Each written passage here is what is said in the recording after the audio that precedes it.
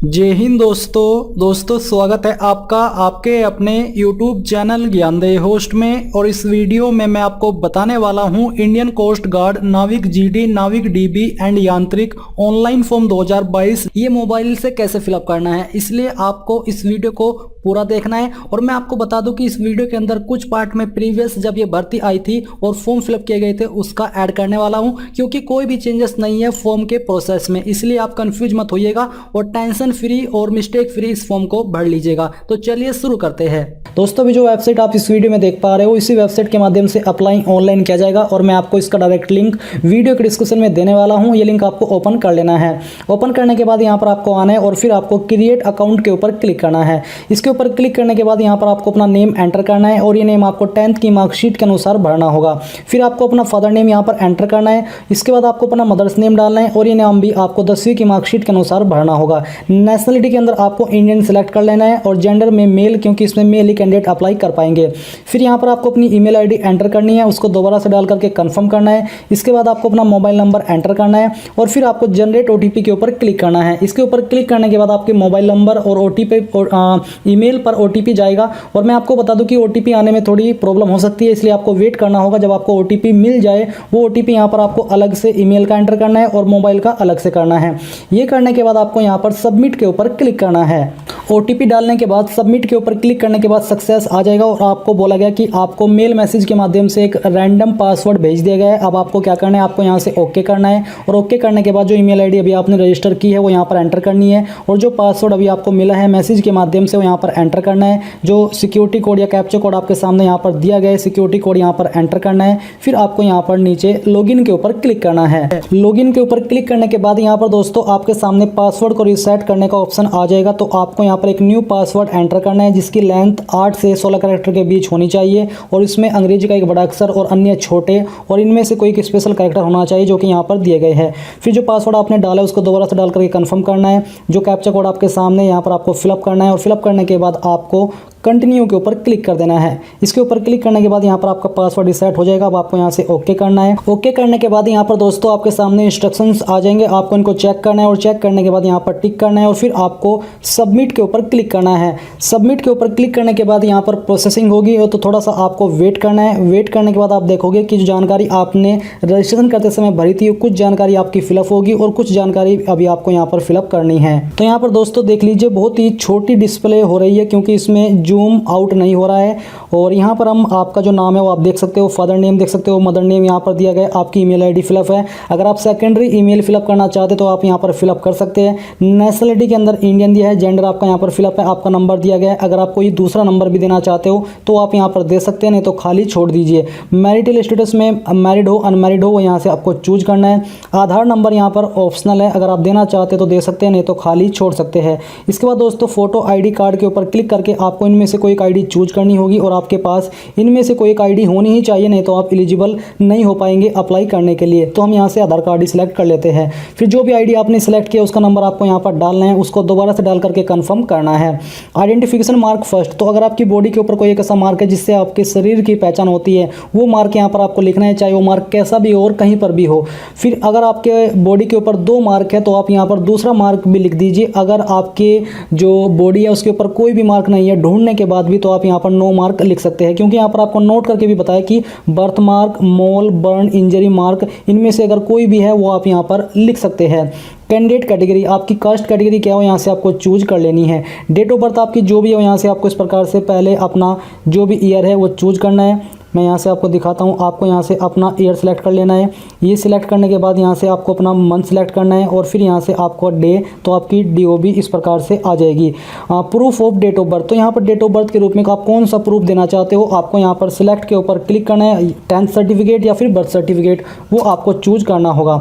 इसके बाद क्या आप आयु सीमा के अंदर छूट चाहते हैं, अगर चाहते हैं तो यस कीजिए, नहीं तो आपको नो करना है। मैं आपको बता दूँ कि मान लीजिए आप ओबीसी या फिर SC/ST कैंडिडेट है और अभी आपकी उम्र जो हाईएस्ट एज लिमिट है, अपर एज लिमिट है, उसको क्रॉस नहीं की, तो आप यहाँ पर नो ही रहने दीजिए, क्योंकि ये आपको तब यस करना है जब आपकी अपर एज लिमिट क्रॉस हो चुकी है और आपको छूट चाहिए तो आपको यहाँ पर यस करना होगा, नहीं तो आपको नो ही रहने देना है।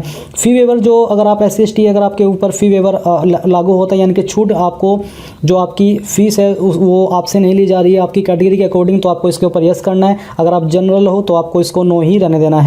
सिलेक्ट एम्प्लॉयमेंट टाइप, आपका कौन सा टाइप है, आप इनमें से जॉब करते हो government sector, private sector, ICG, personal, या फिर अभी आप बेरोजगार हो तो आप अनएम्प्लॉयड चूज कर लीजिए। ये सिलेक्ट करने के बाद यहाँ पर दोस्तों आपको जो अपना फोटो ID प्रूफ अपलोड करना है और DOB प्रूफ अपलोड करना है। इसका फॉर्मेट JPEG, JPG या फिर PNG का होना चाहिए और साइज भी यहाँ पर आपको बताया कि 10 से 100 KB के बीच में रहना चाहिए। तो आपको चूज फाइल के ऊपर क्लिक करना है और जहाँ पर भी आपकी फाइल है वो यहाँ पर आपको अपलोड कर देनी है। ये अपलोड करने के बाद जितनी भी जानकारी आपने यहाँ पर भरी है उन सबको चेक करना है और फिर आपको सेव के ऊपर क्लिक करना है। सेव के ऊपर क्लिक करने के बाद ये जानकारी आपकी सेव हो जाएगी और आपके सामने पोस्ट सिलेक्शन की जानकारी आ जाएगी। मैं आपको बता दूं कि आप लोग एक बार में एक ही पोस्ट पर अप्लाई कर सकते हो और वैसे भी आप एक ही पोस्ट पर अप्लाई कर पाओगे। तो यहाँ पर दोस्तों जो आपकी DOB है उसके अकॉर्डिंग जो मैं अप्लाई करने के लिए एलिजिबल हूँ वो मैं नाविक DB पर हूँ, बट जो आपकी एज लिमिट है उसके अकॉर्डिंग यहाँ पर आपके सामने तीनों पोस्ट आ जाएगी और आपको चूज करना है कि आपको कौन सी पोस्ट पर अप्लाई करना है। तो चलिए हम यहाँ से नाविक DB सेलेक्ट कर लेते हैं। सभी में अप्लाई करने का प्रोसेस सेम है, बस आपकी क्वालिफिकेशन की जानकारी थोड़ी अलग है। तो यहाँ से हम ओके कर देते हैं। ओके करने के बाद यहाँ पर दोस्तों आपके सामने क्वालिफिकेशन की जानकारी आ गई है और इसमें सबसे पहले कि did you pass in class 10, यानी कि आपने पास किए क्लास 10, तो आपको यस करना है। इसके बाद सिलेक्ट एजुकेशन बोर्ड, तो जो भी आपका एजुकेशन बोर्ड है वो यहाँ से आपको अपना आराम से सिलेक्ट कर लेना है इसको ढूंढ करके। इसके बाद यहाँ से आपको 10th सर्टिफिकेट नंबर एंटर करना है। मैं आपको बता दूं कि अगर आपकी मार्कशीट के ऊपर सर्टिफिकेट नंबर है तो यहाँ पर वो एंटर कर दीजिए, नहीं तो यहाँ पर अपना जो भी आपका 10th का रोल नंबर है वो एंटर कर दीजिए। प्लीज़ इंडिकेट ग्रेडिंग सिस्टम का आपके नंबर किसके अंदर थे, CGPA, ग्रेड या फिर परसेंटेज, तो मैं यहाँ से परसेंटेज सिलेक्ट करता हूँ। ये सिलेक्ट करने के बाद date of issue of 10th class marksheet, यानी कि जो आपकी 10th क्लास की मार्कशीट है उसकी इशू डेट क्या है वो यहाँ से आपको सिलेक्ट करनी है। पहले यहाँ से आपका जो भी ईयर है वो यहाँ से इस प्रकार से चूज कर लीजिए। इसके बाद दोस्तों यहाँ से आपको अपना जो मंथ है वो सिलेक्ट करना होगा और फिर आपकी यहाँ पर जो भी डेट ऑफ इशू है वो आ जाएगी। तो चलिए हम यहाँ से इसको सिलेक्ट कर लेते हैं। ये करने के बाद दोस्तों आप यहाँ पर नीचे देखोगे आपके सामने है एंटर नंबर ऑफ सब्जेक्ट, यानी कि आपके पास 10वीं में कितने सब्जेक्ट थे। तो यहाँ पर आपको उन सब्जेक्ट की संख्या लिखनी है, 4, 5 सब्जेक्ट के नाम नहीं, उनकी संख्या। Do you have additional marksheet for 10th, क्या आपके पास 10th की एडिशनल मार्कशीट है, जैसे कि क्या आपकी कंपार्टमेंट आई थे, जैसे कि जो पहले होती थी सनद अलग और मार्कशीट अलग वो है, या फिर बेसिकली ये उसी के रूप में ऑप्शन यहाँ पर ऐड किया है कि कहीं आपकी कंपार्टमेंट तो नहीं आई थी। अगर ऐसे में है यस कीजिए, नहीं तो नो कर दीजिए। फिर यहाँ पर आपको सब्जेक्ट कितने थे वो एंटर करने में यहाँ पर 5 सब्जेक्ट लिख देता हूँ। आपको अपने पूरे सब्जेक्ट के नाम देने, चाहे 5 थे या फिर 6 थे। फिर दोस्तों यहाँ पर आपके सामने ऑटोमेटिकली नीचे कॉलम आ चुके हैं। आप देख सकते हो कि आपके सामने यहाँ पर 5 कॉलम आ चुके हैं। अगर आप 6 लिखोगे तो 6 आ जाएंगे। आपको क्या करना है, आपको सब्जेक्ट के अंदर यहाँ पर सब्जेक्ट लिखना है। जैसे कि मैं यहाँ से हिंदी फिलअप करता हूँ। तो चलिए हम यहाँ से इसको हिंदी को डालते हैं और डालने के बाद आप देखोगे हिंदी यहाँ पर आ चुका है। आपको चूज कर लेना है। फिर यहाँ पर आपको कितने हिंदी के अंदर नंबर आए थे वो ऑप्टेंड के अंदर लिखना है और कितने में ऐसे आए थे वो यहाँ पर आपको मैक्सिमम के अंदर लिखना है। जैसे कि यहाँ से मैं लिखता हूँ 92 और यहाँ पर मैक्सिमम मार्क्स के अंदर लिखता हूँ 100। तो आपको इसी प्रकार से यहाँ पर सभी सब्जेक्ट के नाम देने जो भी आपके पास 10th के अंदर थे, उसमें आपको कितने नंबर आए थे वो ऑप्टेंड के अंदर लिखना है और कितने में से आए थे वो आपको मैक्सिमम मार्क्स के अंदर लिखना है। ये करने के बाद नीचे आपको 10th की मार्कशीट अपलोड करनी है। फिर 10th का सर्टिफिकेट अपलोड करना है। अगर मार्कशीट और सर्टिफिकेट सेम है तो यहाँ पर दोनों में सेम फाइल अपलोड कर दीजिए, यहाँ पर इस प्रकार से क्लिक करके। और इसके बाद दोस्तों जो भी जानकारी आपने यहाँ पर भरी इन सभी को चेक करना है और चेक करने के बाद सेव के ऊपर क्लिक कर देना है। सेव के ऊपर क्लिक करने के बाद आपकी जानकारी सेव हो जाएगी। और अगर आप नाविक GD की पोस्ट पर अप्लाई कर रहे हो तो आपके सामने बराबर में विकल्प आएगा 12th का। तो आपको 12th के ऊपर क्लिक करके सेम तरीके से 12th की जानकारी भरनी है। उसमें आपको सब्जेक्ट डालने हैं। जैसे आपने 10th की जानकारी भरी है सेम तरीके से आप वो भर पाओगे। और इसके बाद अगर आप यांत्रिक की पोस्ट पर अप्लाई कर रहे हो तो आपके सामने डिप्लोमा का ऑप्शन आ जाएगा। तो वहाँ से आप डिप्लोमा में भी सेम तरीके से क्वालिफिकेशन की जानकारी भर के जो जानकारी है वो सेव कर पाओगे। इसके बाद आपके सामने कम्युनिकेशन डिटेल यानी कि एड्रेस की जानकारी, ऊपर है आपका परमानेंट एड्रेस। तो जो भी आपका हाउस स्ट्रीट नंबर है वो यहाँ पर आपको एंटर करना है। लैंडमार्क यानी कि जिससे आपके घर की पहचान होती है वो यहाँ पर लिख दीजिए। फ़ोन नंबर भी एरिया कोड अगर आप देना चाहते हो तो यहाँ पर दे सकते हैं, नहीं तो आप इसको खाली छोड़ सकते हैं। कंट्री यहाँ पर आपकी इंडिया दी गई है। स्टेट यहाँ से आपको अपनी सिलेक्ट कर लेनी है। उस स्टेट के अंदर आपकी कौन सी डिस्ट्रिक्ट है वो डिस्ट्रिक्ट यहाँ से आपको चूज करनी है। आपको आराम से जो भी आपकी डिस्ट्रिक्ट है वो यहाँ से सिलेक्ट कर लेनी है। फिर यहाँ पर सब डिस्ट्रिक्ट यानी कि आपका जो तहसील जिसको आप बोलते हैं वो कौन सी है वो आपको चूज कर लेना है। ये चूज करने के बाद यहाँ पर आपको अपने पोस्ट ऑफिस का पिन कोड डालना है। पोस्ट ऑफिस आपका कौन सा है उसका नाम यहाँ पर आपको लिखना है। अगर आपका परमानेंट और प्रेजेंट एड्रेस सेम है तो यहाँ पर नीचे टिक कर दीजिए। टिक करने पर आपको दोबारा से इसको फिल करने की आवश्यकता नहीं पड़ेगी। और फिर यहाँ पर आपको नीचे आकर के डोमिसाइल स्टेट के अंदर यानी कि आप कौन सी स्टेट के निवासी है वो स्टेट यहाँ से चूज कर लेनी है। और आप जितनी भी जानकारी यहाँ पर आपने भरी है इन सभी को चेक करना है और फिर सेव के ऊपर क्लिक करना है। सेव के ऊपर क्लिक करने के बाद ये जानकारी आपकी सेव हो जाएगी और आपके सामने अब एडिशनल डिटेल्स आ चुकी है जिसमें आपको कुछ सवालों का आंसर करना है, जैसे कि whether having NCC ABC certificate. अगर आपके पास है तो यस कीजिए, नहीं तो आपको नो करना है। स्टडी क्या आप सैनिक स्कूल के अंदर पढ़े हो, अगर पढ़े हो तो यस कीजिए, नहीं तो आपको नो करना है। क्या आप आर्म फोर्स के अंदर सेवा की है आपने, आप ज्वाइन थे उसके अंदर, अगर थे तो यस कीजिए, नहीं तो आपको नो करना है। Have you represented at any level in sports के अंदर आपने किसी भी लेवल में रिप्रेजेंट किया है, अगर किया है तो यस कीजिए, नहीं तो नो करना है। क्या आपको तैराकी आती है तो यस कीजिए, नहीं तो आपको नो करना है। Are you son of serving retired discharge deceased coast guard personnel, अगर आप हो तो यस कीजिए, नहीं तो यहाँ पर आपको नो करना है। Are you son of a coast guard personnel whose date is attribute to service, अगर आप हो ऐसे तो आपको यस करना है, नहीं तो नो कर देना है। बेसिकली ये कि क्या आप उस सर्विस पर्सनल के बच्चे हो जो कि सर्विस के दौरान उनकी शहीद हो गए थे या फिर उनकी मृत्यु हो गई थी तो आपको यस करना होगा, नहीं तो आपको नो करना है।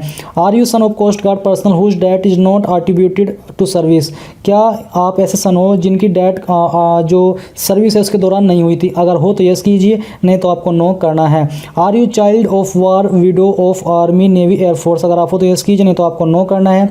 इसके बाद are you parent father mother serving retired from defence force, क्या आपके माता पिता इनमें से किसी एक फोर्स से रिटायर्ड या फिर सेवा कर रहे हैं, अगर कर रहे हैं तो यस कीजिए, नहीं तो आपको नो करना है। वेदर यू आर एम्प्लॉयड, क्या आप एम्प्लॉयड हो सेंट्रल स्टेट गवर्नमेंट या फिर पब्लिक सेक्टर के अंदर, अगर हो तो यस कीजिए, नहीं तो यहाँ पर भी आपको नो करना है। Have you been discharge from army Indian navy, अगर आप किए गए तो यस कीजिए, नहीं तो यहाँ पर आपको नो करना है। Details of criminal proceeding in court of law, तो यहाँ पर बेसिकली मैं आपको सजेस्ट करूँगा कि आप इन सभी के ऊपर नो कर दीजिए। आप इनको रीड भी कर लीजिए, अगर आपके ऊपर लागू होता है तो आप यस कर सकते हैं, नहीं तो मेरी यही चॉइस है कि आप इनको नो कर दीजिए। फिर यहाँ पर भी आपको नो करना है और यहाँ पर भी आपको नो करना है।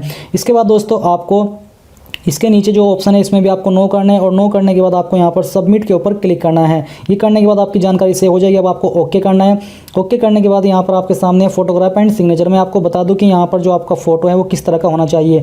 आपका फोटो ऐसा होना चाहिए कि उसमें आपने एक स्लेट ली हो हाथ में चेस्ट के सामने, उस पर आपको अपना फर्स्ट नेम और लास्ट नेम दोनों लिखने हैं। साथ ही आपको DOP लिखने के बाद इस प्रकार से वो डेट लिखनी है जिस डेट में आपने फ़ोटो क्लिक किया है। फिर यहाँ पर दोस्तों जो आपका सिग्नेचर है वो आपको अपलोड करना है इस तरह से। और इसके अलावा आपको अपना लेफ्ट हैंड यानी कि बाएं अंगूठे का निशान यहाँ पर लगाना है, यानी कि उसका फ़ोटो अपलोड करना है। जो इनका फॉर्मेट है वो आपका JPEG JPG PNG कोई भी है इनमें से चल जाएगा, आपको यहाँ पर अपलोड कर देना है। जैसे ही आपके अपलोड होते हैं मैं आपको एक बार यहाँ पर इनको अपलोड करके सेव के ऊपर क्लिक कर देता हूँ। दोस्तों यहाँ पर जैसे ही आप फोटो सिग्नेचर और थंब इंप्रेशन अपलोड कर दोगे तो आपके सामने आएगा यहाँ पर stage first exam city preference. मैं आपको बता दूं कि ये ऑप्शन मेरे से स्किप हो गया, रिकॉर्डिंग ऑन नहीं कर पाया, इस वजह से ये एरर आया। बट मैं आपको बता दूं कि फोटो सिग्नेचर के बाद आपके सामने ये स्टेप आएगा जिसमें कि आपको पहले एक तरफ तो अपनी स्टेट चूज करनी है कि आप किस स्टेट के अंदर किस लोकेशन को या फिर किस सिटी को एग्जाम सिटी के लिए प्रेफरेंस देना चाहते हो स्टेज फर्स्ट में। तो उसमें आप स्टेट तो सभी में सेम सेलेक्ट कर सकते हो, बट जो डिस्ट्रिक्ट है जो फिर सिटी है एग्जाम की वो अलग अलग होनी चाहिए। ऐसा नहीं है कि आपको स्टेट भी अलग ही सिलेक्ट करनी है सभी में, आप सभी में उत्तर प्रदेश या फिर जो भी स्टेट में आप रखना चाहते हो वो सिलेक्ट कर सकते हैं। उसके अलावा आपको सिटी अलग अलग चूज करनी होगी। तो जैसे ही आपकी सिटी चूज हो जाएगी उसके बाद आपके सामने सेव के ऊपर क्लिक करने के बाद स्टेज 2 का ऑप्शन आ जाएगा। उसमें आपको जोन वाइज अपनी सिटी प्रेफरेंस देनी है। पहले आपको जोन सेलेक्ट करना है, आपका नॉर्थ जोन पहले से सिलेक्ट होगा, उसमें आपको नोएडा सेलेक्ट कर लेना है और बाकी आपके जोन है वो आपको चूज करके उनकी सिटी प्रेफरेंस भी दे देनी है। ये देने के बाद आपके सामने आपका जो सेव के ऊपर क्लिक करोगे तो आपके फॉर्म का प्रीव्यू आ जाएगा जो कि आप यहाँ पर वीडियो में देख पा रहे हो, जहाँ पर आपके द्वारा भरी गई सभी जानकारी को आप चेक कर सकते हो और जिस भी ऑप्शन की जानकारी या फिर जिस भी सेक्शन की जानकारी आपको एडिट करनी है उसी के सामने एडिट के ऊपर क्लिक करके आप एडिट कर सकते हैं। फिर आपको नीचे आना है।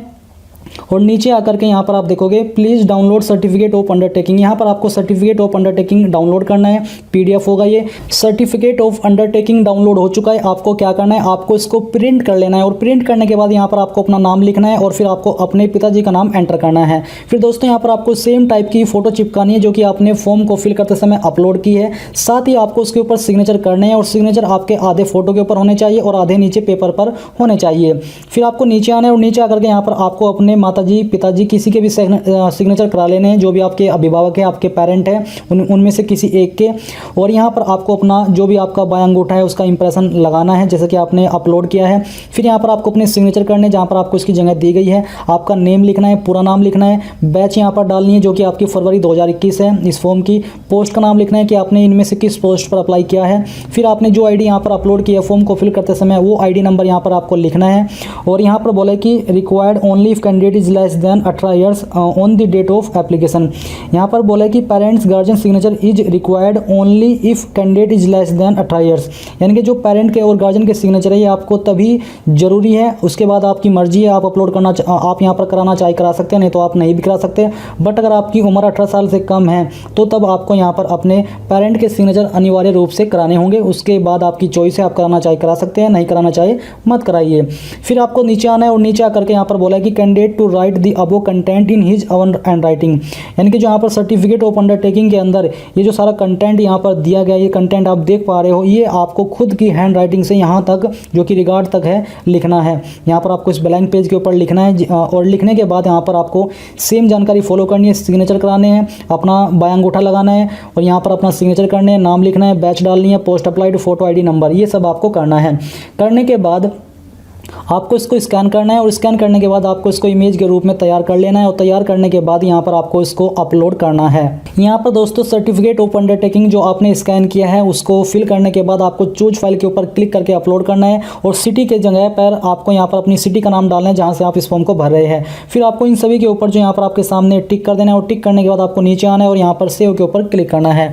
इसके बाद दोस्तों यहाँ से आपको ओके करना है और ओके करने के बाद आपका फॉर्म सबमिट हो जाएगा। अब आपको यहाँ पर फीस जमा करनी है तो आपको ओके करना है। ओके करने के बाद आपको प्रोसीड टू पेमेंट के ऊपर क्लिक करना है। इसके ऊपर क्लिक करने के बाद यहाँ पर आपको बताया कि आप किस माध्यम से करने पर जो सक्सेस रेट है वो कैसा होता है। अगर नेट बैंकिंग के माध्यम से करोगे तो कोई भी प्रॉब्लम नहीं आएगी फीस को जमा करने में और कोई एरर नहीं आएगा। अगर क्रेडिट डेबिट कार्ड के माध्यम से करोगे तो मीडियम रहता है, कई बार एरर आ जाते हैं, कई बार एरर नहीं आता। और यूपीआई के माध्यम से करोगे तो फिर ज़्यादा चांसेस है एरर आने के, इसलिए नेट बैंकिंग चूज करें। पहले यहाँ से पेमेंट गेटवे सेलेक्ट कर ले, फिर आपको पे के ऊपर क्लिक करना है और पे के ऊपर क्लिक करने के बाद यहाँ से आपको पेमेंट के पेज पर ट्रांसफर किया जाएगा। आप यहाँ से सिलेक्ट कर लीजिए पे विथ किसके माध्यम से करना चाहते हैं, तो हम यहाँ से नेट बैंकिंग चूज करते हैं। फिर यहाँ से आपको ये सिलेक्ट करना है कि आप किस बैंक के माध्यम से करोगे, यानी कि कौन सा आपका बैंक है वो बैंक यहाँ से आपको चूज करना है। और इसको चूज करने के बाद यहाँ पर आपको कन्फर्म एंड पेमेंट के ऊपर क्लिक करना है। इसके ऊपर क्लिक करने के बाद आपके सामने पेमेंट का पेज आ जाएगा। आपको अपनी जानकारी फिलअप करके फीस को जमा कर देनी है। तो दोस्तों इस प्रकार से आप यहाँ पर अपना इंडियन कोस्ट गार्ड नाविक जीडी डीबी यांत्रिक ऑनलाइन फॉर्म